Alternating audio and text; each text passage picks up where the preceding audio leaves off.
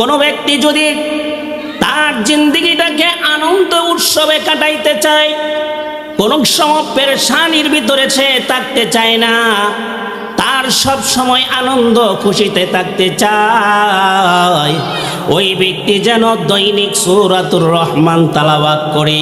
রহমান আল্লাহ এই সূরার ভিতরে মুমিনের আনন্দ, অন্তরের আনন্দ লুকায়িত রেখে দিয়েছে। যেই মুমিন, যেই মুসলমান সূরা রহমান তালাওয়াত করবে, মহান আল্লাহ রব্বুল আলামিন ওই বান্দার অন্তরে সব সময় আনন্দ বিরাজ করাবেন। শুধু তাই না, আল্লাহর নবী সাল্লাল্লাহু রাহমাতুল লিল আলামিন বলেন, কোনো ব্যক্তির যদি অধিক বয়স হয়ে যাওয়ার কারণে অথবা কোনো রোগের কারণে তার চোখের মধ্যে যদি সমস্যা হয়ে যায়, ফিলহাদ চোখ ওঠা রোগ হয়, সাল্লাল্লাহু আলা সাইয়্যিদিনা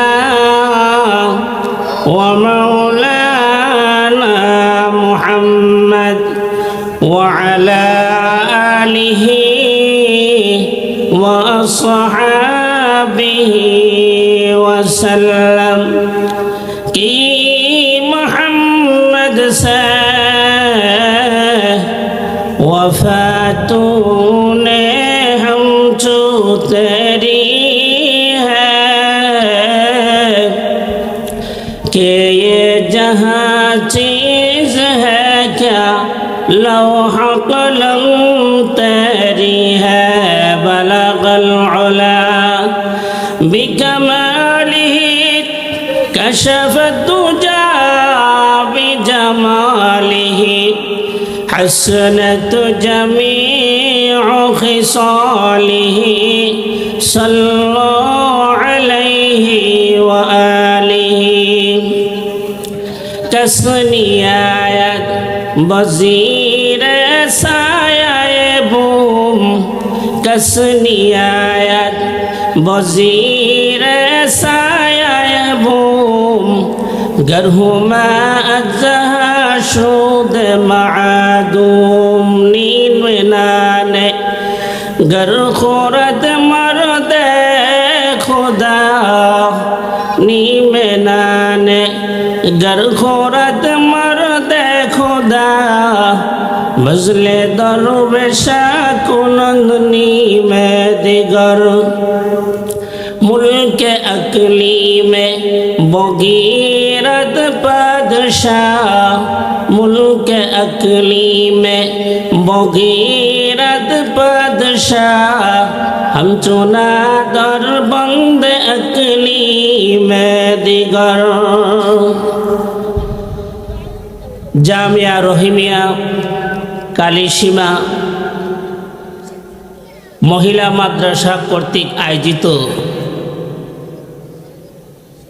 ইসলামী মহাসম্মেলনের আজকের অধিবেশনের শ্রদ্ধাভাজন সম্মানিত সভাপতি মণ্ডলী, উপস্থিত জাতির শ্রেষ্ঠ সন্তান হযরতে উলামায়ে কেরাম, পিতৃতুল্য বাবার সমবয়সী মুরব্বিয়ানে নিজাম, সমবয়সী যুবক ভাইয়েরা, স্নেহের ছোট ভাইয়েরা, পর্দার আড়ালে অবস্থানরত নেককার আবেদা সালেহা পর্দানিশীন মা ও বোনেরা, আলোচনা শুরু করার আগে আল্লাহ রাব্বুল আলামিনের দরবারে অসংখ্য অগণিত লাখো কোটি শুকর, যেই মহান রব্বুল আলামিন আমাদেরকে আজকের এই খতমে বুখারী দোয়ার মাহফিলে এসে উপস্থিত হওয়া এবং কিছু কোরআন হাদিসের আলোচনা শোনার মতন সুযোগ করে দিয়েছেন।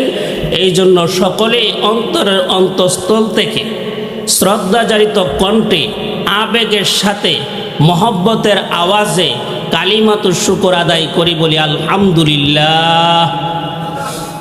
আওয়াজটা আর একটু জোরে হইতো, আলহামদুলিল্লাহ। বান্দা যখন কোনো নিয়ামত পায়, পাওয়ার পরে যখন সে আলহামদুলিল্লাহ বলে আল্লাহর শুকর আদায় করে, সে যেই নিয়ামত পায় আল্লাহর শুকর আদায় করলো, আল্লাহ রাব্বুল আলামিন বলেন লা আজিদান্নাকুম, আমি তার সেই নিয়ামত আরো বাড়ায়া দিব। তাইলে আমরা যে বসছি এখানে, এটা একটা নেকের মজলিস, গুরুত্বপূর্ণ। এখানে আল্লাহ রাব্বুল আলামিনের পক্ষ থেকে লক্ষ লক্ষ ফেরেশতা নিয়োজিত আছে, তারা আমাদের সকলের গুনাহ মাফের জন্য আল্লাহর কাছে ক্ষমা প্রার্থনা করতেছে। হাফাতহুমুল মালাইকাতু ওয়া গাশিয়াতুহুমুর রাহমা, ফেরেশতারা চতুর্দিক দিয়ে বেষ্টনী করে কাতার বুদ্ধি হয়ে বেষ্টন দিয়ে রেখে আছে। ওয়া গাশিয়াতুহুমুর রাহমা, একটা মাছ যেমন সমুদ্রের নিচে, পানির নিচে যেমন চতুর্দিক থেকে তার শরীরে পানি লেগে আছে, একটা মানুষের যারা কোরআন হাদিস তাফসীরের মজলিসে বসে চতুর্দিক দিয়ে আল্লাহ তাআলার রহমত তাকে ডেকে ফেলে। আর একটু জোরে কই, আর একটু জোরে কই।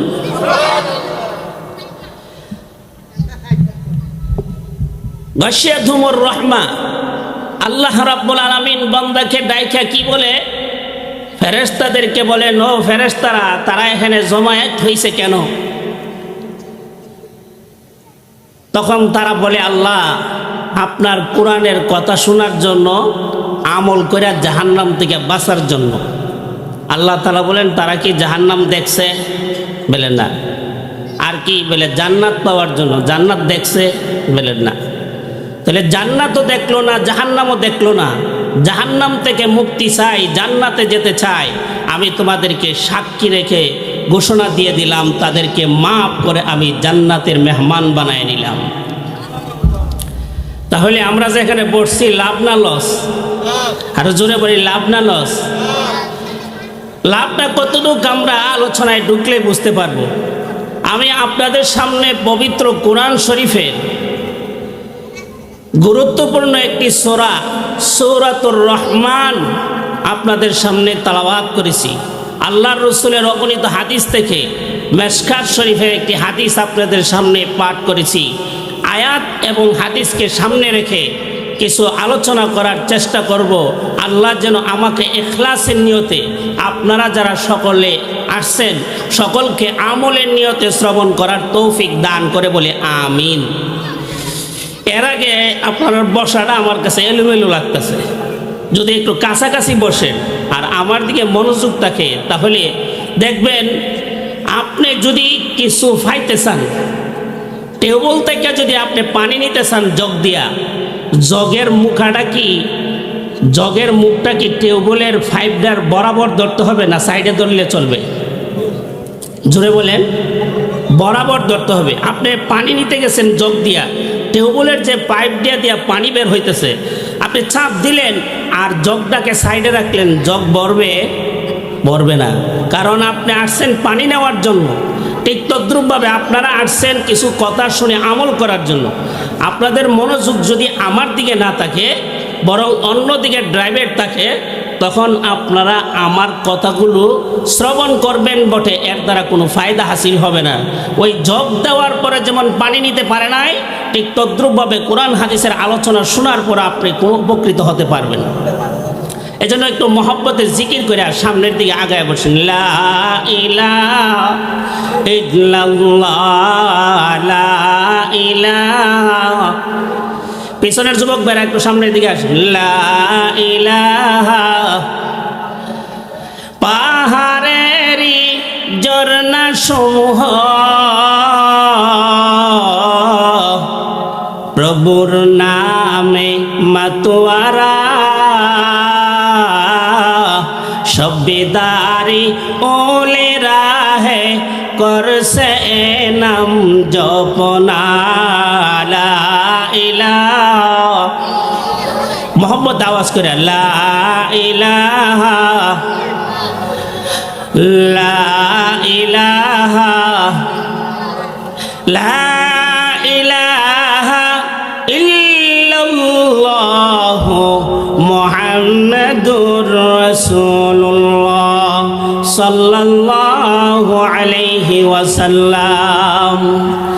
আমি আপনাদের সামনে যে হাদিস তেলাওয়াত করেছি, আল্লাহর রাসূল বলেন, ইবনে আব্বাস থেকে হাদিস বর্ণিত, আন ইবনে আব্বাস রাদিয়াল্লাহু তাআলা আনহু قال, ইবনে আব্বাস রাদিয়াল্লাহু তাআলা আনহু থেকে বর্ণিত, আল্লাহর রাসূল সাল্লাল্লাহু আলাইহি ওয়াসাল্লাম বলেন, মাই ইউরিদিল্লাহু বিহি খায়রান ইউফাক্কিহু ফিদ্দীন, আল্লাহ তাআলা যেই বান্দার কল্যাণ চান, যেই বান্দার ভালাই চান, যেই বান্দাকে আল্লাহ সুখে রাখতে চান, ইউফাক্কিহু ফিদ্দীন, তাকে দ্বীনের জ্ঞান বুঝ সমঝ আল্লাহ তাআলা দান করেন। বলেন সুবহানাল্লাহ।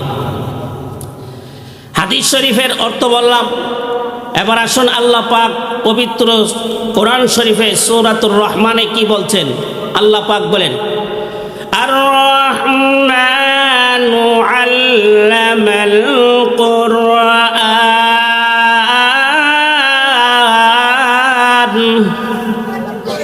রহমান আল্লাহ, দয়াময় আল্লাহ, যিনি শিক্ষা দিয়েছেন কোরআন। খালাকাল ইনসান, তিনি সৃষ্টি করেছেন মানুষ। আল্লামাহুল বায়ান,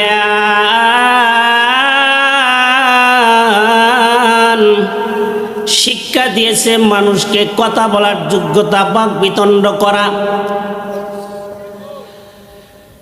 এই হলো আয়াতের অর্থ। বেশি আলোচনা করার সুযোগ নাই, আর এত বড় সূরা, এটার আলোচনা আজকে রাত সারা রাত করলেও শেষ হবে। আমি যেই সূরাটা তেলাওয়াত করেছি, এই সূরার সম্পর্কে ফজিলতটা আগে বুঝলেই আমাদের সহজে বুঝে আসবে। আল্লাহর রাসূল বলেন, লিকুল্লি শাইইন উরুসুন ওয়া উরুসুল কুরআনি সূরাতুর রহমান, প্রত্যেকটা মানুষ, প্রত্যেকটা সৃষ্টির একটা আনন্দের মুহূর্ত আছে। নবজাত, নবতুলহান, যেই ছেলেটা সবে মাত্র বিবাহ করেছে, যেই মেয়েটার সবে মাত্র বিবাহ হয়েছে, তাদের মধ্যে যেরকম একটা আনন্দ ফুর্তি থাকে, এই আনন্দ ফুর্তির কারণে তার টেনশন, বিভিন্ন পেরেশানি তার ভিতরে কাজ করে না। তখন শুধু তার আনন্দই তার অন্তরের ভিতরে অনুভব হয়। আল্লাহ রাব্বুল আলামিন বলেন, তার রাসূলকে বলেন, যেই ব্যক্তি সূরা রহমান তেলাওয়াত করবে, দুনিয়ার যত পেরেশানি, অস্থিরতা আছে, টেনশন আছে, মহান আল্লাহ তাআলা ওই বান্দার সবগুলো পেরেশানি, টেনশন দূর করে দিবেন। আর একটু জোরে কোন সুবহানাল্লাহ। তাহলে সূরা রহমানের একটা ফজিলত হইল, যেই ব্যক্তি সূরা রহমান তেলাওয়াত করবে, তার পেরেশানি, অস্থিরতা দূর করে তার অন্তরের মধ্যে আল্লাহ তাআলা, কোনো ব্যক্তি যদি তার জিন্দেগিটাকে আনন্দ উৎসবে কাটাইতে চায়, কোনো সময় পেরেশানির ভিতরে সে থাকতে চায় না, তার সব সময় আনন্দ খুশিতে থাকতে চায়, ওই ব্যক্তি যেন দৈনিক সূরাতুর রহমান তেলাওয়াত করে। রহমান আল্লাহ এই সূরার ভিতরে মুমিনের আনন্দ, অন্তরের আনন্দ লুকায়িত রেখে দিয়েছে। যেই মুমিন, যেই মুসলমান সূরা রহমান তেলাওয়াত করবে, মহান আল্লাহ রাব্বুল আলামিন ওই বান্দার অন্তরে সব সময় আনন্দ বিরাজ করাবেন। শুধু তাই না, আল্লাহর নবী সাল্লাল্লাহু রাহমাতুল লিল আলামিন বলেন, কোনো ব্যক্তির যদি অধিক বয়স হয়ে যাওয়ার কারণে অথবা কোনো রোগের কারণে তার চোখের মধ্যে যদি সমস্যা হয়ে যায়, ফিলহাদ চোখ উঠা রোগ হয়, কিংবা চোখে ছানি পড়ে যায়, অথবা কোনো আঘাতের কারণে চোখ তার দিন দিন পাওয়ার কমে যাচ্ছে, এমন ব্যক্তি যদি সূরা রহমান তেলাওয়াত করে, চোখের মধ্যে যদি ফুঁক দেয়, মহান আল্লাহ রব্বুল আলামিন সূরা রহমানের উসিলায় তার চোখের রাতকানা রোগ এবং চোখের পাওয়ার কমে যাওয়া রোগ, এরপরে তার চোখের ব্যথা কষ্ট যেইগুলো আছে, সূরা রহমান তেলাওয়াত করে যদি বান্দা ফুৎকার দেয়, মহান আল্লাহ রাব্বুল আলামিন সূরা রহমানের উসিলায় তার চোখের ব্যথা, চোখের ছানি পড়া দূর করে দিবেন। 3 নম্বর, আল্লাহর নবী বিশ্বনবী রাহমাতুল লিল আলামিন বলেন, দুনিয়াতে সব মানুষ চায় তার ইনকাম ভালো হোক, তার উপার্জন ভালো হোক, তার কামাই রুজি ভালো হোক। প্রত্যেকটা মানুষই চাই কিনা ভাই? প্রত্যেকেই চাই তার ইনকাম সোর্স ভালো হোক, বেশি হোক। আল্লাহর নবী বিশ্ব নবী রাহমাতুল লিল আলামিন বলেন, রে সাহাবীরা, ও আমার উম্মতেরা, তোমরা যদি সূরা রহমান তেলাওয়াত করো আর সূরা রহমান তেলাওয়াত করে ফজর নামাজ পড়ে সূরা রহমান তেলাওয়াত করে যদি রিজিকের সন্ধানে বের হয়ে যাও, মহান আল্লাহ তাআলা ওই দিন তোমার রিজিক ইনকাম বাড়ায়া দিবেন। এরপরেও আল্লাহর রাসূল বলেন, কোন ব্যক্তি যদি মামলা মুকদ্দমার মধ্যে পড়ে যায়, দুনিয়াতে সব মানুষ বিপদগ্রস্ত হয়ে গেলে সর্বপ্রথম আত্মীয় স্বজন যারা ক্ষমতাসীন দায়িত্বশীল সরকারি পদে আছে, মামলার মধ্যে পড়ে গেলে এমপি মন্ত্রী চেয়ারম্যান এলাকার মেম্বার মাতাব্বরের কাছে যায়। কিভাবে এই জেল হাজত থেকে মুক্তি পাওয়া যায়? আল্লাহর নবী বিশ্ব নবী রাহমাতুল লিল আলামিন বলেন, উম্মতারা রে, ওই চেয়ারম্যানের কাছে যাওয়ার তোমার দরকার নাই, ওই মেম্বারের কাছে যাওয়ার তোমার দরকার নাই, ওই উলির কাছে ওই উকিলের কাছে তোমার যাওয়ার দরকার নাই, ওই এমপির কাছে যাওয়ার দরকার নাই।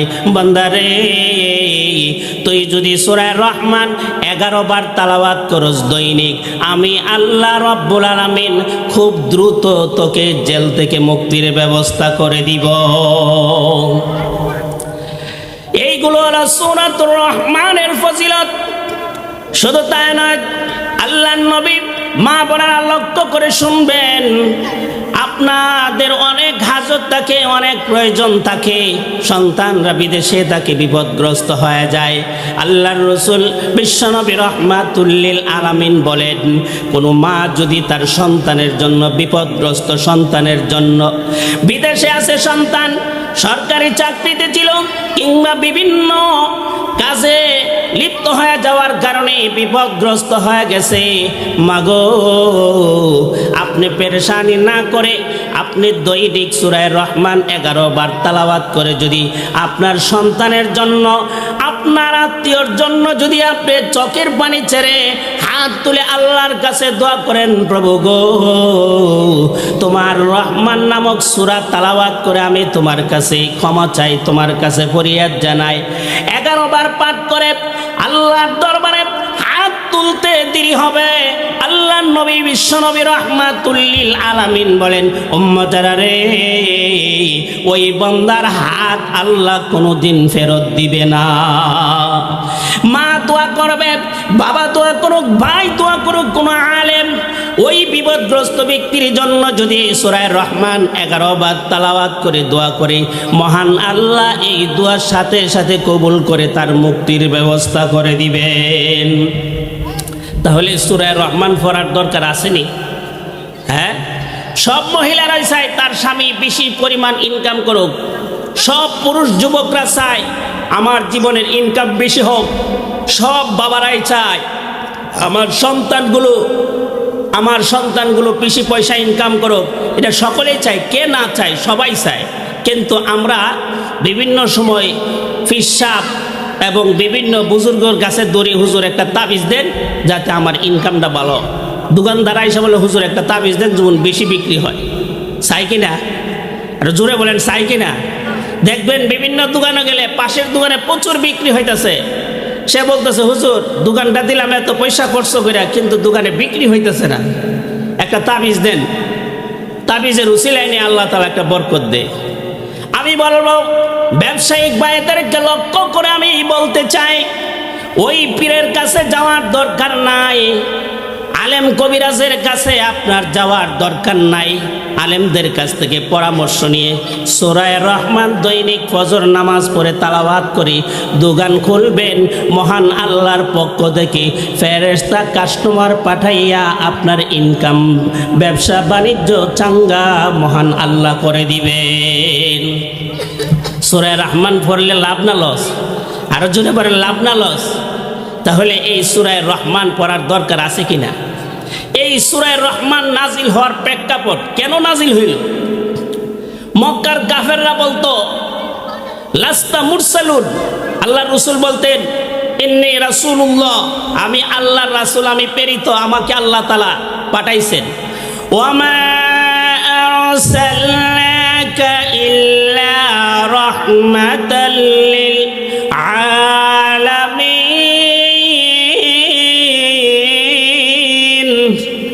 ওগো নবী, আপনাকে আমি বিশ্ববাসীর জন্য রহমত হিসাবে রাসূল বানাইয়া আপনাকে পাঠাইলাম।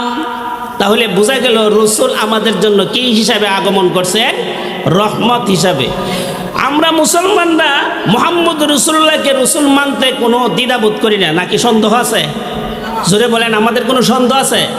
কিন্তু রাসূল যখন মক্কার কাফেরদের সামনে তুলে ধরলেন আন্নী রাসূলুল্লাহ, আমি আল্লাহর রাসূল, তখন কাফেররা কয় লাস্তা মুরসালুন, আপনি কোনো আল্লাহর পক্ষ থেকে প্রেরিত রাসূল না। নাউজুবিল্লাহ বলেন।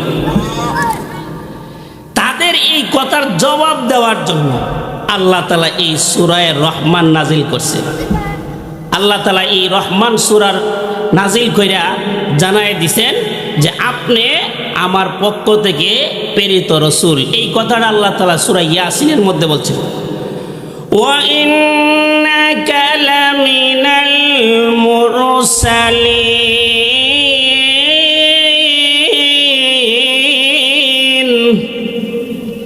নিশ্চয়ই আপনি আল্লাহর পক্ষ থেকে প্রেরিত রাসূল। বলেন আলহামদুলিল্লাহ।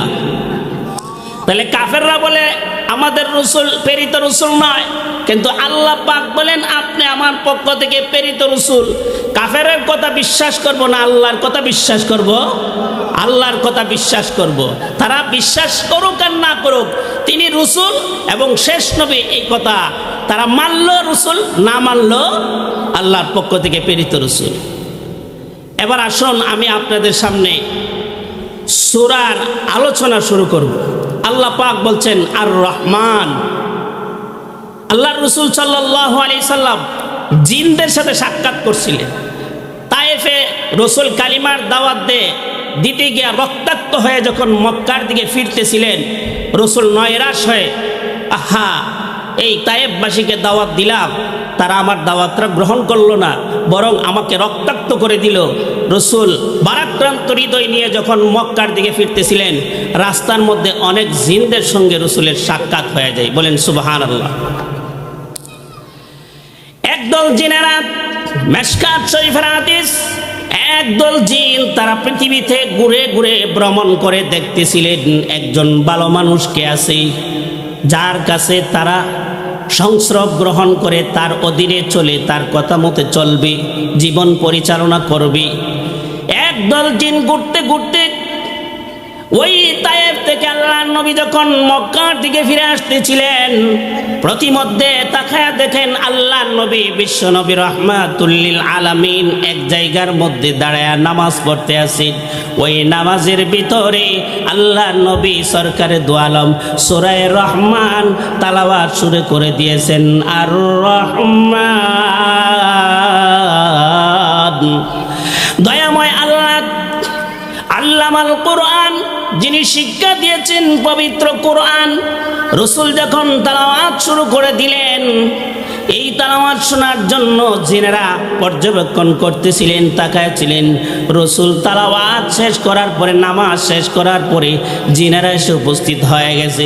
ওগো আল্লাহর নবী বিশ্ব নবী রাহমাতুল লিল আলামিন, আমরা সারা পৃথিবী ভ্রমণ করতেছিলাম, কোনো একটা ভালো জায়গা পাই কিনা, কোনো ভালো কিছুর সন্ধান পাই কিনা, কিন্তু আপনার মুখ থেকে এমন কতগুলো কোরআনের বাণী অনুসৃত হয়েছে যেইগুলো শুনে আমরা আশ্চর্যজনিত হয়েছি।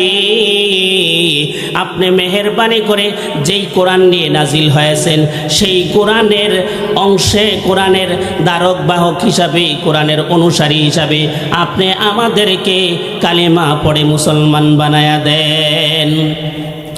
আল্লাহর নবীর কাছে তারা মুসলমান হয়ে গেলেন। তাদের লিডার, জিনদের লিডারের কাছে গিয়ে বলল, আমরা এমন একজন নবীর সাক্ষাৎ পেয়েছি যেই নবীর বাণী কোরআন শুনলে শুনবারই মন চায়। তখন জিনদের পক্ষ থেকে আল্লাহর নবীকে দাওয়াত করা হলো, ওগো নবীজি, আমাদের জিনদের বিশাল এক জামাত আছে, আপনার কাছে কালিমা পড়ে মুসলমান হতে চায়। আল্লাহর নবী বিশ্বনবী রাহমাতুল লিল আলামিন হযরত আব্দুল্লাহ ইবনে মাসউদ রাদিয়াল্লাহু তাআলা আনহুকে নিয়ে ওই জঙ্গলের ভিতরের দিকে রাতের গভীরে চলতে থাকলেন। এক জায়গায় গিয়ে আল্লাহর রসুল লাঠি মুবারক দিয়ে একটা দাগ দিলেন, দিয়ে বললেন, আব্দুল, ভিতরে তুমি থাকবা, আল্লাহ তোমাকে হেফাজত করবি, আমি জঙ্গলের গভীর ভিতর থেকে আসতেছি। এই কথা বলে আব্দুল্লাহ ইবনে মাসউদকে লাঠি মুবারক দিয়ে দাগ দিয়ে এখানে রেখে গেলেন। আল্লাহর নবী আস্তে আস্তে করে জঙ্গলের ভিতরে গিয়ে সেখানে জিনদের বিশাল এক জামাতের ভিতরে সূরাতুর রহমান শুরু থেকে শেষ পর্যন্ত তালাওয়াত করে সকল জিনদেরকে মুসলমান বানায় দিয়েছেন। সূরাতুর রহমান তালাওয়াত করতে গিয়ে যখন আল্লাহর রাসূল বললেন, ফাবিআই আলাই রাব্বিকুমা তুকাযযিবান,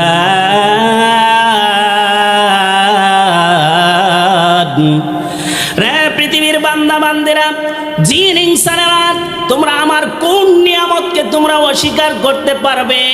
তখন এই আয়াতটা যখন রাসূল পড়তেন তখন জিনেরা সাথে সাথে বলতেন, লা নুকাযযিবু বিশাইইন মিন রাব্বিনা, আমরা রবের কোন নিয়ামতকে অস্বীকার করার মতন দুঃসাহস করতে পারি না। আল্লাহর নবী বিশ্বনবী রাহমাতুল লিল আলামিন জিনদের কাছ থেকে এই সূরা শুনে আসার পরে সাহাবায়ে কেরামদেরকে নিয়ে বসলেন, সাহাবীদের সামনে সূরা রহমান তালাওয়াত করলেন। তালাওয়াত করার পরে আল্লাহর রাসূল তালাওয়াত শেষ করে ফেললেন। এই অবস্থায় কোন সাহাবী এর প্রতিফাবি আইয়ি আলা রাব্বিকুমা তুকাযযিবান এই আয়াত পড়ার পরে তারা কোনো জবাব দিল না। আল্লাহর নবী বিশ্বনবী রাহমাতুল লিল আলামিন বলেন, সাহাবীরা রে, এত সুন্দর একটা সূরা তোমাদের সামনে তালাওয়াত করলাম যেখানে আল্লাহ তাআলা তার প্রত্যেকটা বান্দা বান্দি জিন ইনসানের নিয়ামতের কথা তুলে ধরেছেন, তোমরা কেউ তো কোনো কথা বললে না, চুপ করে শুধু শুনতেই থাকলেন। তোমরা শুধু চুপ করে শুনলেই। এবার শোনো, জিনদের কাছে এই সূরাটা আমি তেলাওয়াত করেছিলাম, জিনেরা তখন বলেছিল, লা নুকাযযিবু বিশাইইন মিন রাব্বিনা, আমরা আমাদের রবের কোনো নিয়ামতকে অস্বীকার করতে পারবো না। তোমরা তো একজন সাহাবীও এই ধরনের কথা বললে না। তখন সাহাবায়ে কেরাম বলেন, ইয়া রাসূলুল্লাহ, ইয়া হাবিবাল্লাহ, আমরা তো বুঝতে পারি নাই, এই জন্য আমরা আল্লাহর কাছে ক্ষমা প্রার্থী। মহান রব্বুল আলামিন সূরা রহমান নাজিল করে সমস্ত মানুষের শান্তির ফায়সালার ঘোষণা দিয়েছেন। এই জন্য আল্লাহ রাব্বুল আলামিন সর্বপ্রথম যে শব্দটা ব্যবহার করেছে সূরাতুর রহমানের মধ্যে, আর রহমানু আল্লামাল কুরআন,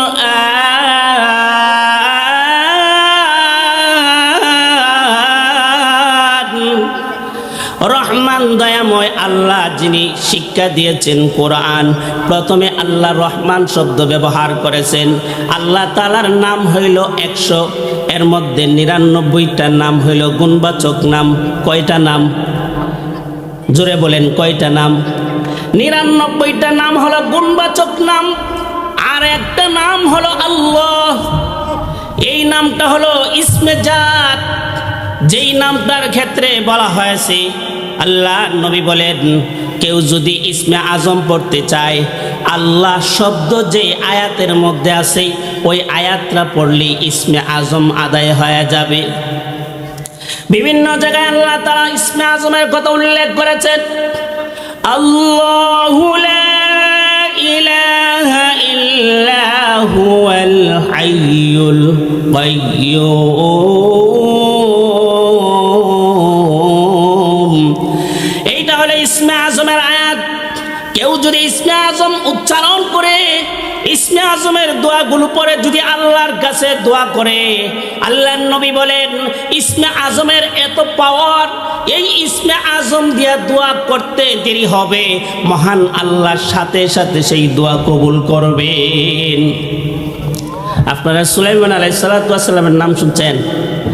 সুলাইমান আলাইহিস সালাতু ওয়াস সালাম পৃথিবীর শাসক ছিলেন। ওনার জমানায় একজন রানী ছিল, রানী বিলকিস। ঘটনা শুনছেন না? আর জোরে বলেন, শুনছেন কিনা? রানী বিলকিস। এই রানী বিলকিস তার পিতা ছিল জিন জাতির মধ্য থেকে, তার মা ছিল জিন জাতির মধ্য থেকে, তার পিতা ছিল মানুষ ইনসান আর মা ছিল জিন। জিন আর মানুষের সমন্বয়ে তার জন্ম হয়েছে। এই রানী বিলকিস বিশাল রাজত্বের অধিকারী। সুলাইমান আলাইহিস সালাতু ওয়াস সালামের হুদহুদ পাখি একদিন খবর নাই, তখন আসার পরে সুলাইমান আলাইহিস সালাতু ওয়াস সালাম বললেন, তুমি আমার অধীনে চলো, আমার অনুমতি ছাড়া তুমি কোথায় গিয়েছিলে জবাব দাও। তখন ওই হুদহুদ পাখি বলল, আপনার জমানায় আপনার তো গোটা পৃথিবীর রাজত্বর মালিক আপনি, আপনার রাজত্বের ভিতরে একজন মহিলা প্রেসিডেন্ট আছে, লেডিস প্রেসিডেন্ট আছে। আল্লাহ রসুল বলেন, যেই জাতির নেতৃত্ব মহিলা দিবে এই জাতি কোনোদিন উন্নতের চেহারা দেখতে পাবে না। মেশকাত শরীফের হাদিস, যেই জাতি নেতৃত্ব কোনো মহিলা দিবে এই জাতি কোনোদিন সুখ শান্তির উন্নতির চেহারা দেখতে পাবে না। এটার বাস্তব নমুনা হইল বাংলাদেশ। আগেও গেছিল একজন লেডিস, এই কিছুদিন আগেও ছিল এক লেডিস। এই দুই লেডিসে সব পুরুষে বাইরে আয়না করে বাপ দেখাইছে, এমন পিটা পিটছে, সবচেয়ে নির্যাতন বুক করেছে উলামায়ে কেরাম। এর একটা কারণ আমি মনে করি উলামায়ে কেরাম এই নারী নেতৃত্ব হারাম যে এই কথাটা কেন জোরালোভাবে বলল না, আল্লাহ তাআলা ঘুরে গেরে আলেমদেরকে শিক্ষা দিয়ে ছাড়ছে। নারী নেতৃত্ব হারাম এই কথা সুস্পষ্ট ভাষায় বলতে হবে।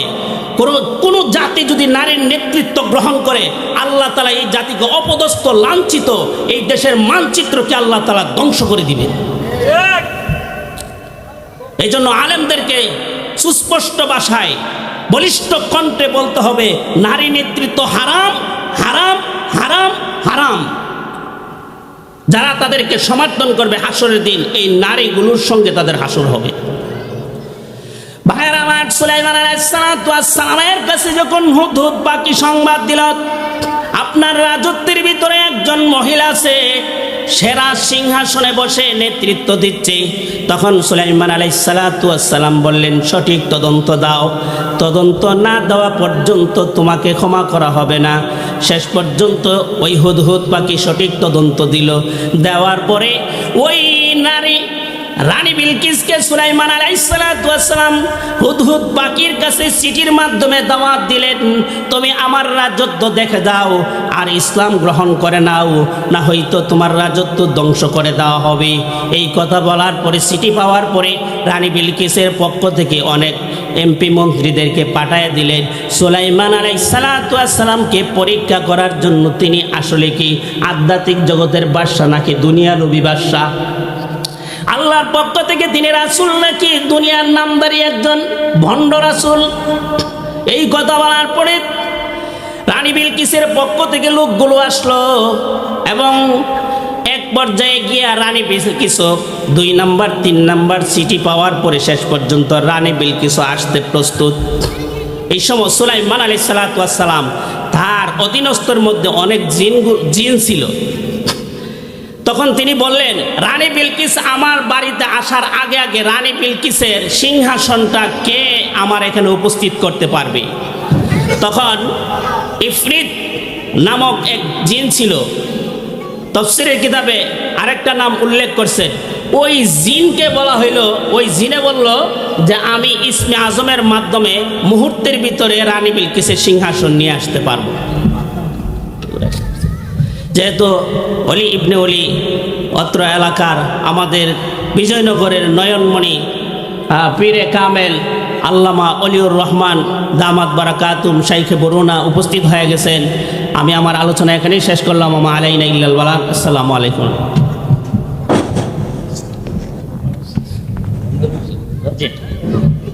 আলহামদুলিল্লাহ, আমাদের সম্মুখে উপস্থিত হয়েছেন সারা বাংলায় আলোড়ন সৃষ্টিকারী ওলিয়ে কামেল ও পীরে কামেল